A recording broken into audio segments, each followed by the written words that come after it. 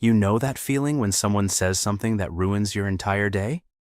What if I told you that feeling only lasts 90 seconds unless you keep feeding it? Here's the truth. Anger is a choice.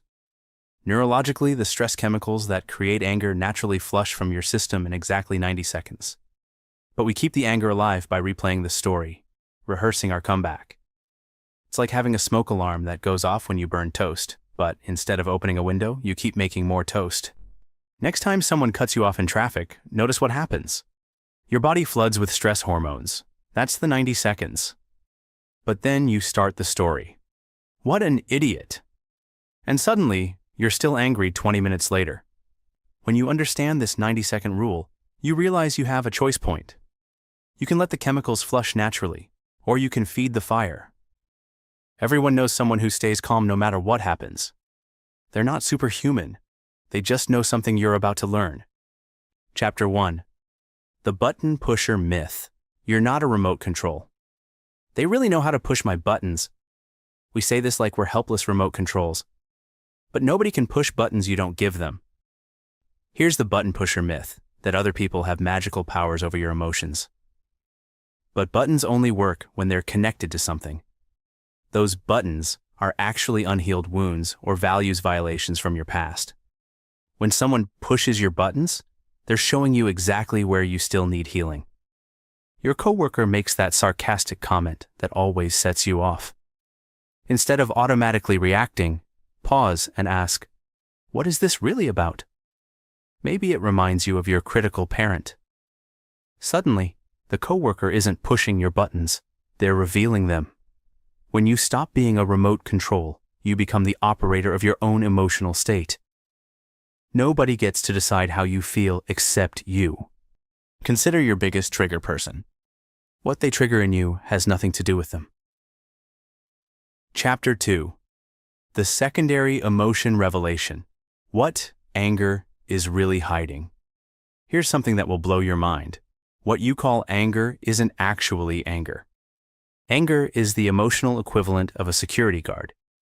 It shows up to protect feelings like hurt, fear, or shame. When someone criticizes you and you get angry, you're not really angry. You're hurt that they don't see your value. Anger feels safer than vulnerability. So it volunteers to be the spokesperson. Your partner forgets your anniversary, and you explode in anger. But underneath that anger is hurt. Do I not matter to you? When you address the hurt instead of expressing the anger, a real shift happens. I felt forgotten gets a very different response than, you never remember anything. When you learn to identify the emotion underneath anger, you can address the real issue. Vulnerability heals. Anger just creates more distance.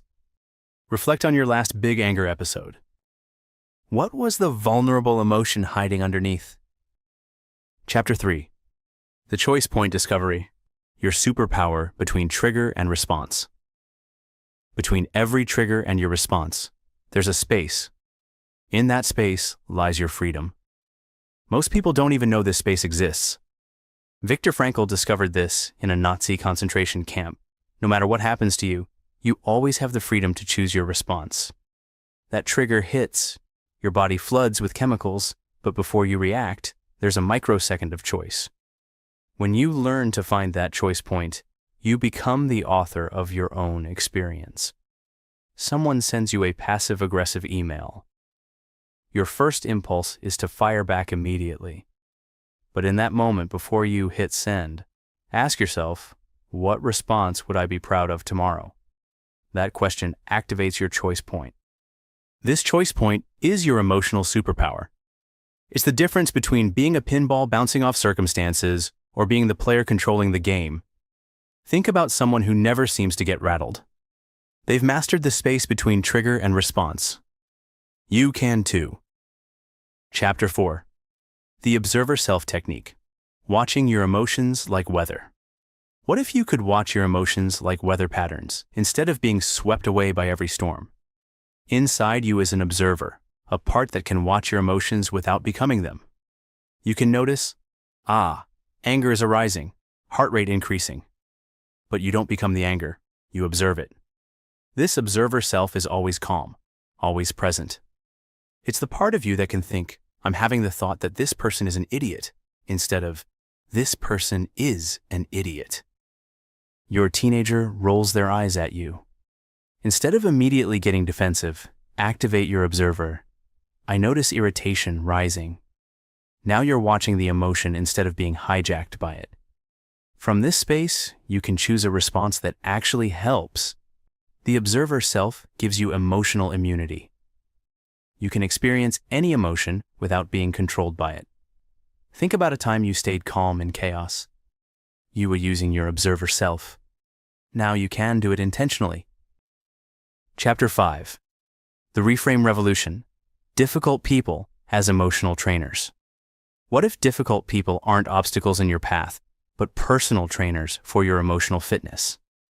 This perspective shift will change how you see every challenging person. Every difficult person in your life is showing you exactly where you need to grow.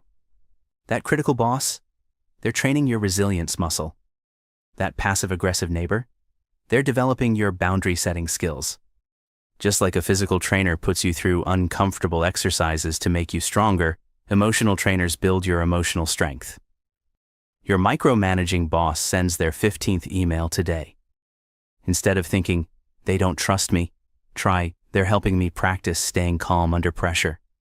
Suddenly, this isn't personal persecution, it's emotional strength training. You start responding with curiosity. What do you need to feel confident about this project? When difficult people become trainers, you stop being a victim and become a student.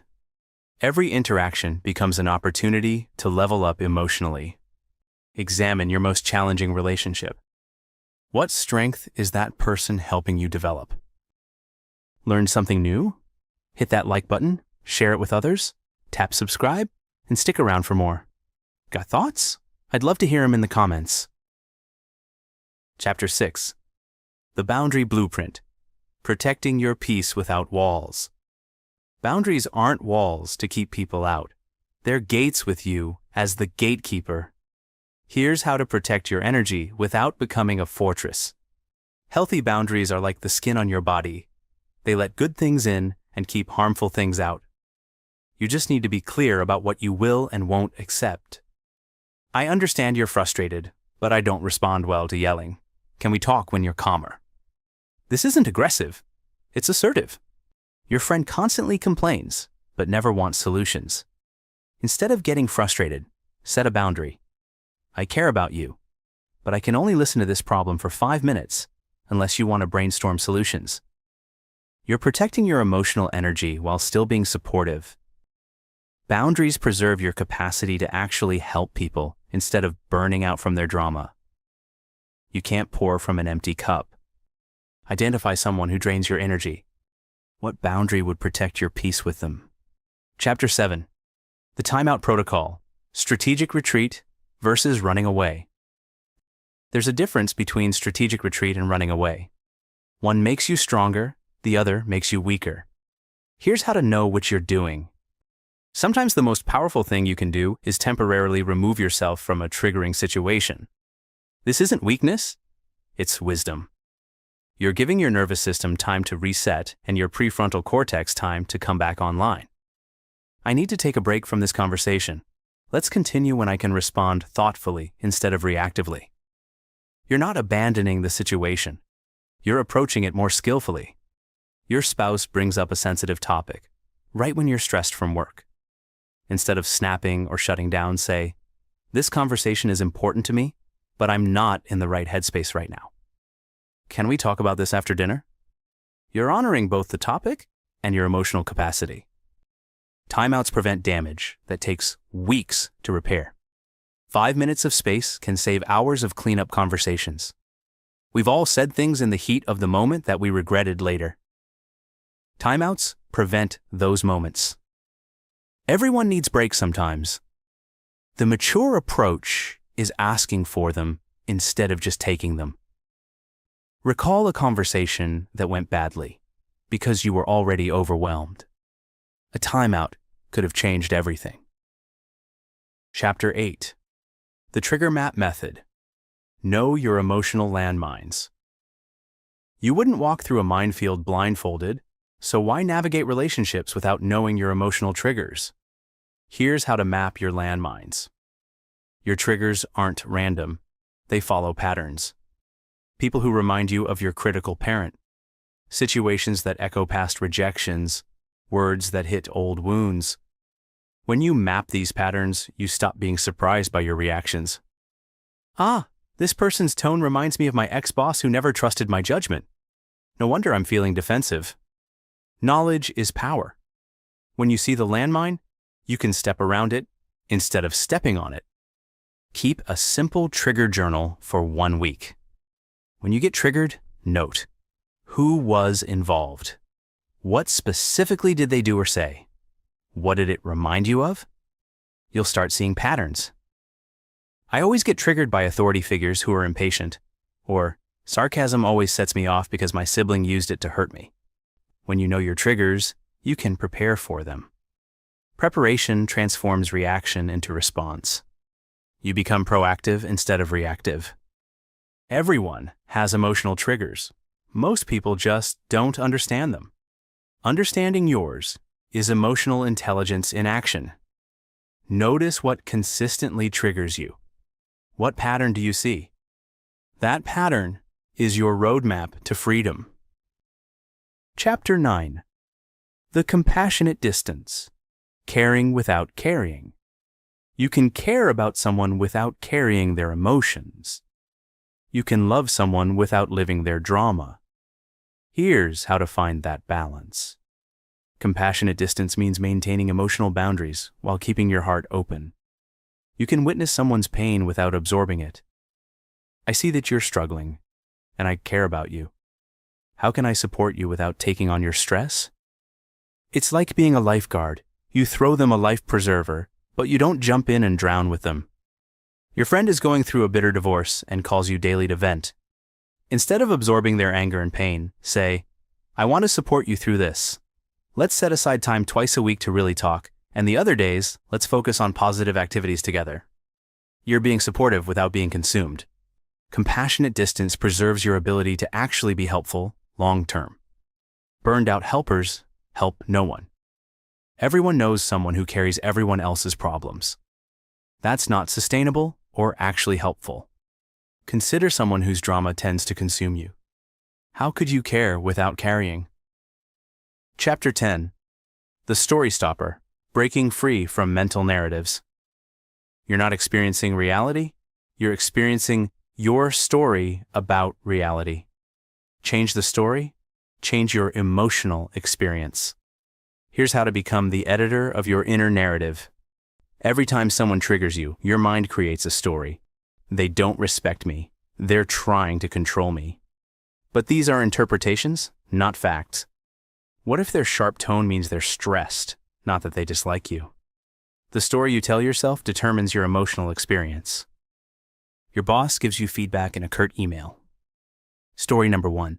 They hate my work and want to fire me. Result: anxiety and defensiveness. Story number 2. They're busy and want to help me improve quickly. Result: curiosity and gratitude. Same email, different story. Completely different emotional experience. When you become conscious of your stories, you stop being a victim of your interpretations. You become the conscious creator of your experience. Reflect on a recent upset. What story did you tell yourself? What other story could you have told? Knowledge without practice is just entertainment. Here's how to turn these insights into your new automatic responses. This is where transformation becomes your new normal. Integration happens through consistent practice, not perfection. Start with one technique and use it for a week. When someone triggers you, remember the 90-second rule. When you feel reactive, find your choice point. Each time you choose a new response, you're rewiring your brain. For the next week, pick just one technique, maybe the observer self. Every time you feel triggered, say, "I notice emotion arising." That's it. By week 2, this will start becoming automatic. Small, consistent changes create massive transformations over time. The person who never gets bothered by anyone isn't born different. They've just practiced these skills until they became automatic. You can too. Everyone admires people with emotional mastery. Now you have the roadmap to become one of them. Think about who you'll be when difficult people no longer have power over your peace. That person is waiting for you.